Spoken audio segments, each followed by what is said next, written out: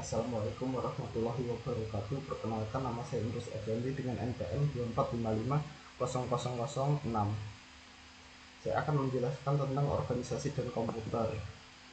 Tujuan presentasi. Presentasi ini bertujuan untuk memberi pemahaman tentang organisasi komputer dan perangkat keras yang mempengaruhi sistem operasi, serta pentingnya memori dalam komputasi modern. Daftar isi. 1. Pengenalan dan evolusi komputer. 2. Memori internal. 3. Memori eksternal. 4. Input dan output device. 5. Sistem interkoneksi. 6. Kesimpulan. 7. Referensi. Pengenalan komputer. Komputer adalah perangkat elektronik yang mampu menerima data, memproses sesuai dengan program atau instruksi, menyimpan hasilnya, dan menghasilkan informasi yang dapat digunakan. Komputer dapat melakukan operasi matematika, logika, dan pengolahan data secara cepat dan akurat. Evolusi komputer. Generasi pertama komputer muncul pada tahun 1940-an menggunakan tabung vakum. Mereka sangat besar dan mahal, namun menjadi dasar bagi teknologi komputer modern.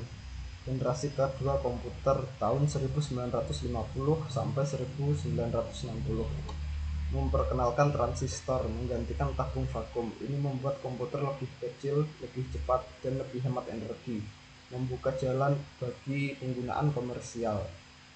Generasi ketiga. Pada generasi ketiga tahun 1960 sampai 1970, sirkuit terpadu atau microchip diproduksi, memungkinkan komputer menjadi lebih kompak dan lebih kuat, serta meningkatkan kecepatan pemrosesan data secara signifikan.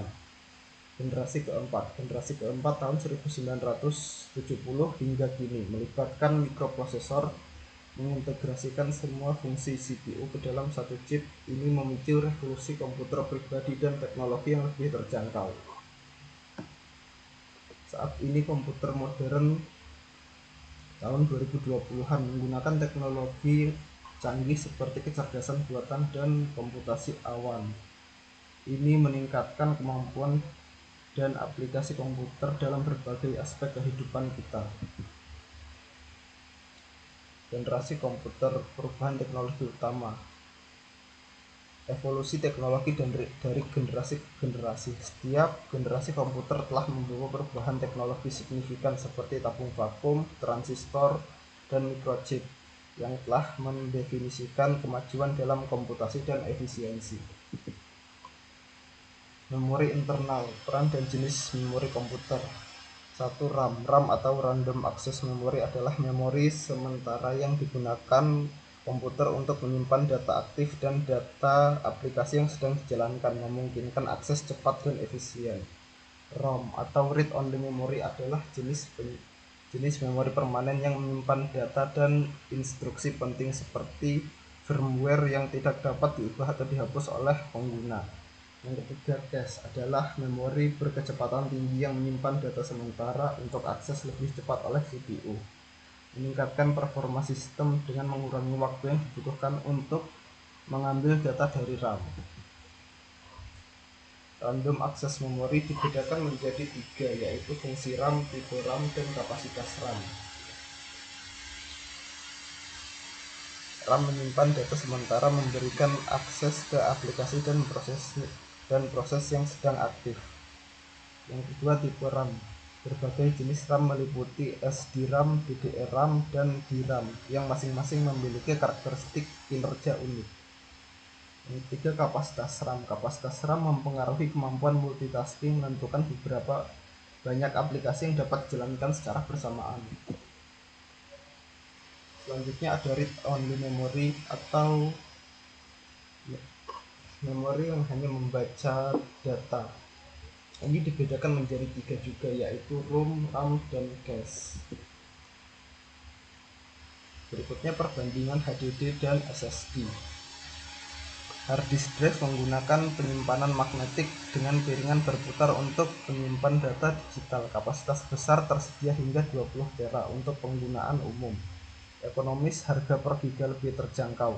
Kecepatan sedang, transfer data sekitar 80 sampai 160 Mbps. Berisik dan panas, menghasilkan suara dan panas saat beroperasi. Selanjutnya SSD atau Solid State Drive menggunakan chip memori flash tanpa komponen bergerak untuk menyimpan data. Super cepat, transfer data 500 Mbps hingga lebih dari 7000 Mbps, ringan dan tangguh, lebih tahan guncangan dan getaran, hemat energi, konsumsi daya lebih rendah, lebih mahal, harga per giga lebih tinggi daripada hard disk. Media penyimpanan eksternal, flash disk, CD, dan DVD. Flash disk adalah solusi penyimpanan data yang ringkas dan portable. CD adalah cakram optik yang digunakan untuk menyimpan audio dan data. DVD dapat digunakan untuk penyimpanan kapasitas besar, ideal untuk video dan perangkat lunak. Versatility, berbagi format, melayani kebutuhan penyimpanan dan efisien. Perangkat input dan output komputer. Perangkat input dan output komputer ada beberapa, salah satunya adalah keyboard, mouse, monitor, dan printer. Sistem interkoneksi. Yang pertama ada database. Database menghubungkan CPU dan memori untuk mengirimkan data antar perangkat. Address bus bertugas mengirimkan alamat memori untuk data agar dapat diakses. Control bus mengatur sinyal kontrol yang berfungsi untuk mengkoordinasi perangkat. Sistem interkoneksi address bus. Pengertian: address bus berfungsi untuk mengirim alamat memori dari CPU ke storage yang tepat.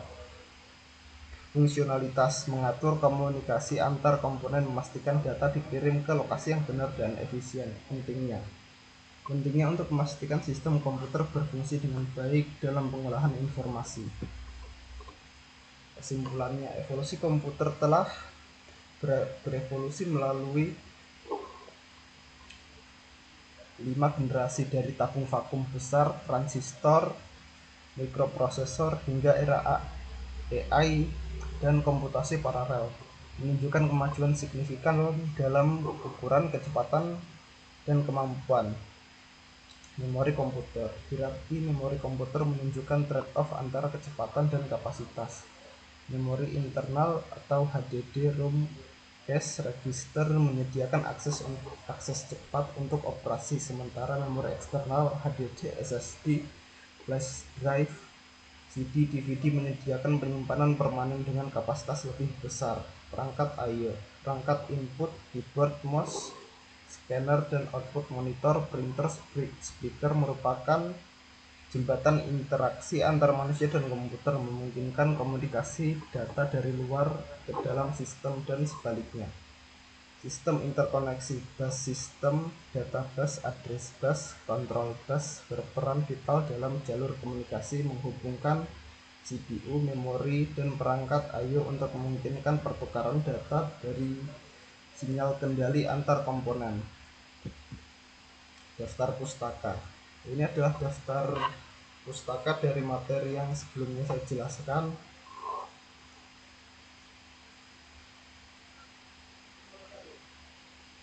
Sekian dari saya, mohon maaf jika ada salah kata. Wassalamualaikum warahmatullahi wabarakatuh.